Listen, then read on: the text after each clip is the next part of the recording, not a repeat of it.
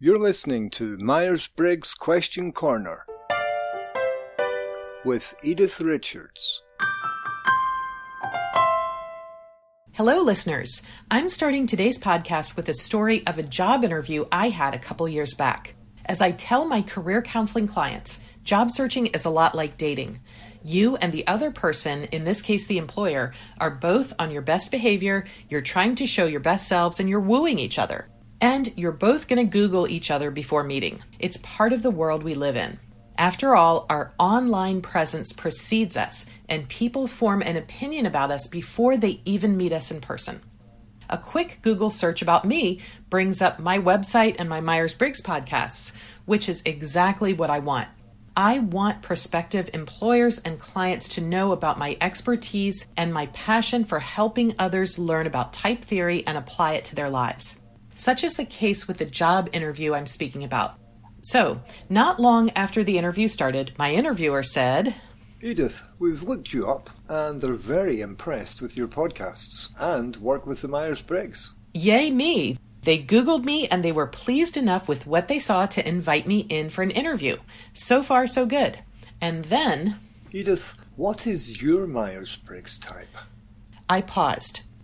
Thoughts started popping into my head at lightning speed.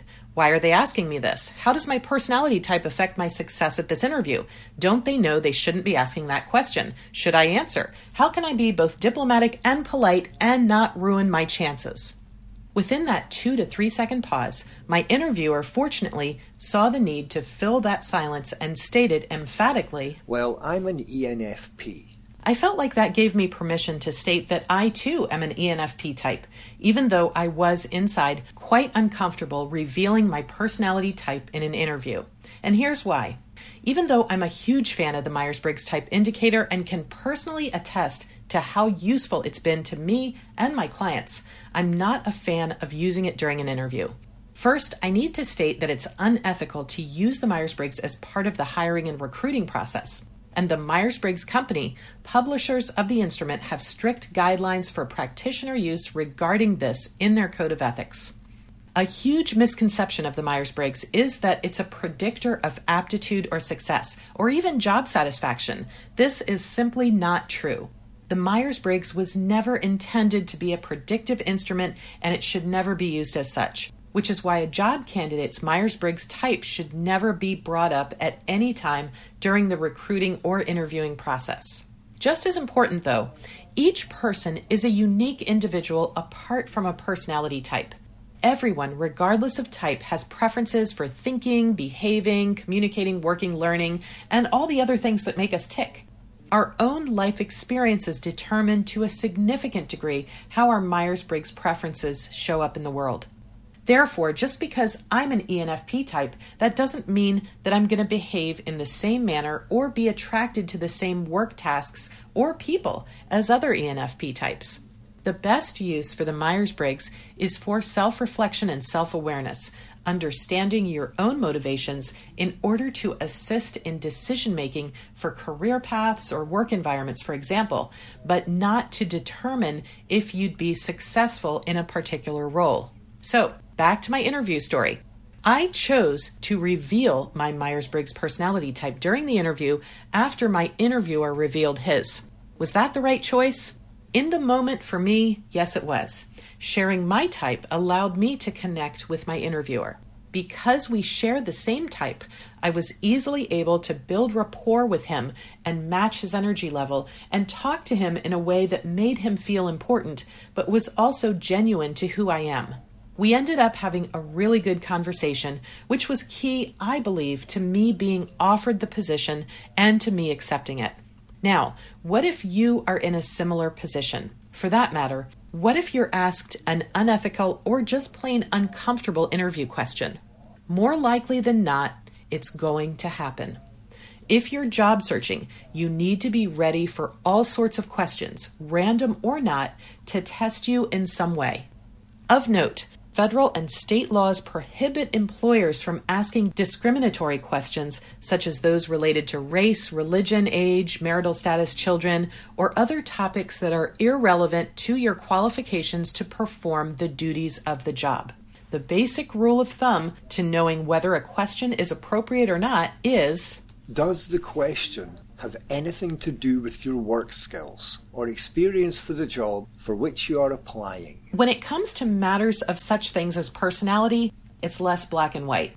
There may be times when an interviewer asks such questions accidentally and the question wasn't a deliberate attempt to discriminate, and I believe this is what happened with my interviewer.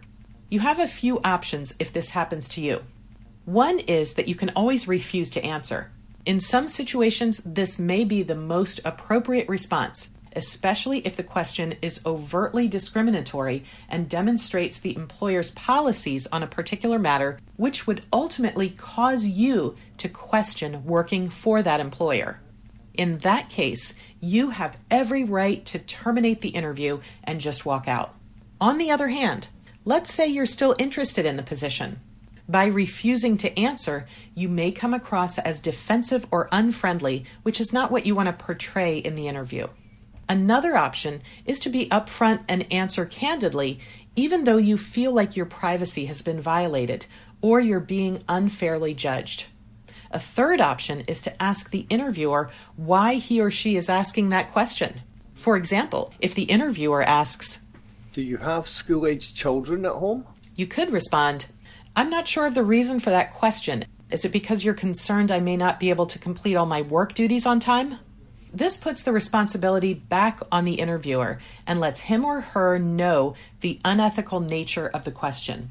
However, you, the candidate, run the risk of not building the necessary rapport to make a genuine connection. Let's face it, most interviewers may not be aware of their unintended biases and how they influence hiring decisions. We humans tend to make decisions based on likability and first impressions, so both of these options could jeopardize your chances at landing a job or putting your own integrity at stake. Luckily, there's another option, which is to skillfully sidestep the question. Let's go back to the family status question. Do you have school-aged children at home? The employer may just be making conversation, or they may be wondering about your commitment to the job and ability or willingness to work a particular schedule. My suggestion, answer briefly, but change the interviewer's focus back to the job duties. For example, I'm not quite there yet, but I'm very interested in the career paths here at ABC Company. I'm especially interested in widgets 3 and 4. Can you tell me where you see this growth going in the next 2 or 3 years? Not only are you dodging an uncomfortable and illegal question, but you're showing the interviewer that you've done your research and that you're enthusiastic about the opportunity. You can also add accomplishment stories and how these relate to the position, which would significantly impact the company's bottom line. For more on how to answer difficult interview questions, check out my article, 6 Emotionally Intelligent Ways to Ace a Job Interview, and How Does Emotional Intelligence Affect Job Search, both available on my website, www.atopcareer.com. Remember that interviewing is tricky for both the interviewer and the interviewee. They are trying to figure out if you're the right person for the job, and you're trying to figure out if this is the right fit for your career. If you're asked an illegal or uncomfortable interview question, a little bit of redirection and asking for clarity can go a long way in helping you understand if the interviewer means well or if they have other intentions. Thanks for listening to this episode. If you'd like to hear more, or you'd like to submit a question yourself, then you can find us at www.atopcareer.com. Until next time, MBTI and Myers-Briggs are registered trademarks of the MBTI Trust.